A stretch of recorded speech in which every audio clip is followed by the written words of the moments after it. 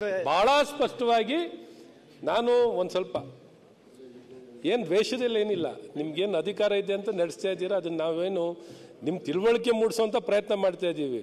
ನಿಮ್ಗೆ ಅಧಿಕಾರ ಇದೆ ಅಂತ ನಡೆಸ್ಕೊಂಡು ಹೋಗೋದು ಒಂದು ಭಾಗ ಆಯ್ತು. ಪ್ರಿಯಾಂಕಾ ಅವರೇ, ಒಟ್ಟು ನಾವೆಲ್ಲ ಬಂದಿರೋದು ರಾಜ್ಯದ ಜನರಿಗೆ ಒಳ್ಳೇದು ಮಾಡಬೇಕು ಅಂತ.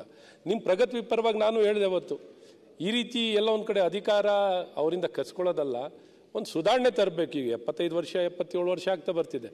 ಬೋರ್ಡ್ ಆಫ್ ಗವರ್ನರ್ ಕಾನ್ಸೆಪ್ಟು ನಾವೇ ಇದೆ ಖಾಸಗಿ ಯೂನಿವರ್ಸಿಟಿಗಳಿಗೆ ಬೋರ್ಡ್ ಆಫ್ ಗವರ್ನರ್ ಕಾನ್ಸೆಪ್ಟ್ ಕೊಡ್ತಿರ್ತೀವಿ ಅಂತ ಪ್ರಗತಿ ಪರವಾಗಿ ತಗೊಳ್ಳಿ. ಇವತ್ತೇನು ರಾಜ್ಯಪಾಲರ ವಿಚಾರದಲ್ಲಿ ನಮ್ಮ ಸನ್ಮಾನ್ಯ ಪ್ರತಿಪಕ್ಷ ನಾಯಕರು ಹೇಳ್ತಿದ್ದಾರೆ ಭಾಳ ಸ್ಪಷ್ಟವಾಗಿ, ಅಂಥ ಉನ್ನತ ಸ್ಥಾನದ ಅಂಥ ವ್ಯಕ್ತಿಗೇನೆ ಆ ಸ್ಥಾನಕ್ಕೆ ಚ್ಯುತಿ ಬರೋ ರೀತಿಯಲ್ಲಿ ನಡ್ಕೋತಾ ಇದ್ದಾರೆ ಎಲ್ಲ ವಿಚಾರದಲ್ಲೂ. ಅದು ಅವರ ಚಾನ್ಸಲರ್ ಸ್ಥಾನ ಕಿತ್ಕೊಳ್ಳುವಂಥದ್ದಾಗಲಿ ಅಥವಾ ಅವರ ಸ್ಥಾನಕ್ಕೆ ಧಕ್ಕೆ ಬರುವಂಥದ್ರಲ್ಲಿ ಅವರ ವರ್ತನೆ ಆಗಲಿ, ಅವರಿಗೆ ಬೆದರಿಕೆ ಹಾಕೋದು, ಅವರಿಗೆ ಬೆದರಿಕೆ. ನಿಮ್ಮ ರಾಜಭವನ್ ಚಲೋದಲ್ಲಿ ನಿಮ್ಮ ಕಚೇರಿಗೆ ನುಗ್ತೀವಿ ಅಂತ ಬಹಳ ಒಬ್ಬರ ವಿಧಾನ ಪರಿಷತ್ ಸದಸ್ಯರು ಹೇಳ್ತಾರೆ. ಸನ್ಮಾನ್ಯ ಅಧ್ಯಕ್ಷರೇ, ಉಪಾಧ್ಯಕ್ಷರೇ, ಒಂದ್ ಕಡೆ ಗವರ್ನರ್ಗೆ ಅಪಮಾನ, ಶಾಸಕಾಂಗ, ಕಾರ್ಯಾಂಗ, ನ್ಯಾಯಾಂಗ ಇದರೆಲ್ಲರ ಚೀಫ್ ಅವರು.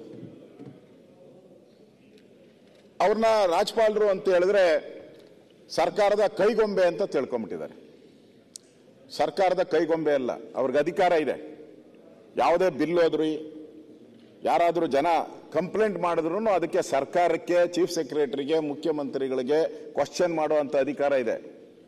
ಅದಕ್ಕೆ ಉತ್ತರ ಕೊಡಬೇಕಾಗಿದ್ದು ಸರ್ಕಾರದ ಕರ್ತವ್ಯ. ಈಗೇನೋ ಹೊಸದಾಗಿ ಏನೋ ಚೀಫ್ ಸೆಕ್ರೆಟರಿ ಮೊದಲೇ ಡೈರೆಕ್ಟ್ ಆಗಿ ಕೊಡ್ತಾ ಇದ್ರು, ಅವ್ರನ್ನೂ ಕೊಡಬಾರ್ದು. ಚೀಫ್ ಸೆಕ್ರೆಟರಿನೂ ಕೊಡಂಗಿಲ್ಲ ಡೈರೆಕ್ಟ್ ಆಗಿ, ಡಿಜಿನೂ ಡೈರೆಕ್ಟ್ ಆಗಿ ಕೊಡಂಗಿಲ್ಲ. ಅವರು ಕ್ಯಾಬಿನೆಟ್ ಮುಖಾಂತರ ಕ್ಯಾಬಿನೆಟ್ ಇಂದ ಕಳಿಸ್ಬೇಕು. ಆ ರೀತಿ ಪರಿಸ್ಥಿತಿಯನ್ನ ತಂದ್ಬಿಟ್ಟಿದ್ದಾರೆ ಇವರು. ಅಂದ್ರೆ ಒಂದು ರೀತಿ ಸಂಘರ್ಷ, ಸರ್ಕಾರ ವರ್ಸಸ್ ಗವರ್ನರ್. ಈ ಸಂಘರ್ಷ ದಿನನಿತ್ಯ ಮಾಧ್ಯಮದಲ್ಲಿ ಬರ್ತಾ ಇದೆ. 4ನೇ ಅಂಗ ಅದು ಯಾವುದು? ಪತ್ರಿಕಾ ರಂಗ 4ನೇ ಅಂಗ. ಆ 4ನೇ ಅಂಗದಲ್ಲಿ ದಿನನಿತ್ಯ ಈ ಸಂಘರ್ಷದ ಸರಮಾಲೆಯನ್ನ ನಾವು ನೋಡ್ತಾ ಇದ್ದೀರಿ. ಇದು ಒಂದು ರೀತಿ ಪ್ರಜಾಪ್ರಭುತ್ವಕ್ಕೆ ಮಾಡಿರ್ತಕ್ಕಂಥ ಒಂದು ಅವಮಾನ ಅಂತ ನಾನು ತಿಳ್ಕೊಂತೀನಿ. ಇವತ್ತು ಯಾವಾಗೂ ಹೇಳ್ತಾರೆ ಇವರು,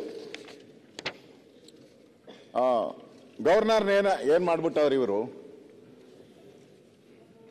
ಇವ ನಮ್ಮವನಲ್ಲ, ಇವ ನಮ್ಮವನಲ್ಲ. ಬೇರೆ ಸಂದರ್ಭದಲ್ಲಿ ಹೇಳ್ತಾರೆ ಇವನು ಇವ ನಮ್ಮವ, ಇವ ನಮ್ಮವ, ಇವ ನಮ್ಮವನೆಂದಸಯ್ಯ ಕೂಡಲ ಸಂಗಮ ದೇವ. ನೀವು ಅಲ್ಲಿಂದಾನೆ ಬಂದಿರೋರು.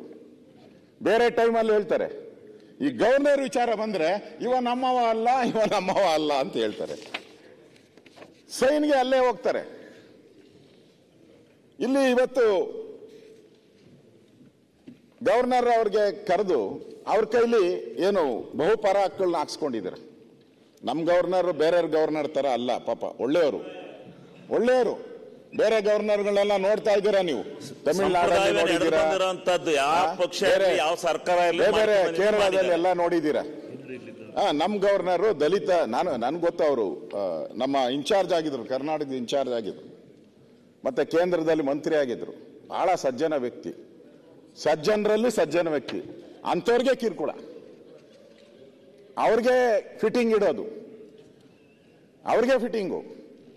ಅವ್ರೇನ ಒಂದು ಬಿಲ್ಲನ್ನ ವಾಪಸ್ ಮೊನ್ನೆ ಯಾವುದು ಇದು ಫೈನಾನ್ಸ್, ಮೈಕ್ರೋ ಫೈನಾನ್ಸ್ ಬಿಲ್ ವಾಪಸ್ ಕಳಿಸ್ತರು. ಅವ್ರೇನು ಕಳಿಸ್ತರು, ಈ RBI ರೂಲ್ಸ್ ಏನಿದೆ ಆ RBI ರೂಲ್ಸ್ ಅನ್ನ ಫಾಲೋ ಮಾಡಿ ನೀವು ಮಾಡಿ. ಯಾಕಂದ್ರೆ ಹಿಂದೆ ನೀವು ಸರ್ಕಾರನೇ, ಕೇಂದ್ರ ಇರ್ಬೋದು, ರಾಜ್ಯ ಸರ್ಕಾರ ಇರ್ಬೋದು, ಈ ಬ್ಯಾಂಕ್ಗಳಿಗೆ ಒಂದು ಅಧಿಕಾರ ಕೊಟ್ಟಿದ್ದಾರೆ. ಯಾವ ರೀತಿ ನೀವು ಸಾಲ ಕೊಡಬೇಕು, ಯಾವ ರೀತಿ ಸಾಲ ವಸೂಲಿ ಮಾಡಬೇಕು, ಕೋರ್ಟ್ಗಳಿಗೆ ಅದು ಕೊಟ್ಟ. ಅದನ್ನು ವೈಲೇಟ್ ಮಾಡಬೇಡಿ ಅಂದ್ರು. ತಗೋ ಇಮಿಡಿಯೇಟ್ ಆಗಿ. ಯಾಕಂದ್ರೆ ಇಲ್ಲಿ ಒದಿತಾ ಇದ್ರಲ್ಲ, ಜನ ಒದಿತಾ ಇದ್ರು, ಸಾಯ್ತಾ ಇದ್ರು. ಇಲ್ಲಿ ಮೈಕ್ರೋ ಫೈನಾನ್ಸ್ ಅವಳಿಯಿಂದ ಜನ ಆತ್ಮಹತ್ಯೆ ಮಾಡ್ಕೊಂತ ಇದ್ರು, ಊರುಗಳು ಬಿಟ್ಟು ಹೋದ್ರು. ಅವ್ರಿಗೆ ಆ ಕಾಟ ರಾಜ್ಯಪಾಲರದಲ್ಲ. ಈ ಕಾಟ ತಪ್ಪಿಸ್ಕೊಳಕ್ಕೋಸ್ಕರ ಗವರ್ನರ್ ಹಾಕ್ಬಿಟ್ರು. ಎಲ್ಲ ತಪ್ಪು ಮಾಡಿದ್ದು ಇವರು, ಆಪಾದನೆ ಮಾಡಿದ್ದು ಗವರ್ನರ್ ಅವ್ರ ಮೇಲೆ. ಇವತ್ತು ಅದಕ್ಕಿಂತ ಮುಂಚೆ ಹೋಗಿ ಇವ ನಮ್ಮವ ಅಲ್ಲ, ನಮ್ಮ ಅಲ್ಲ ಅಂತ ಹೇಳಿದ್ರು.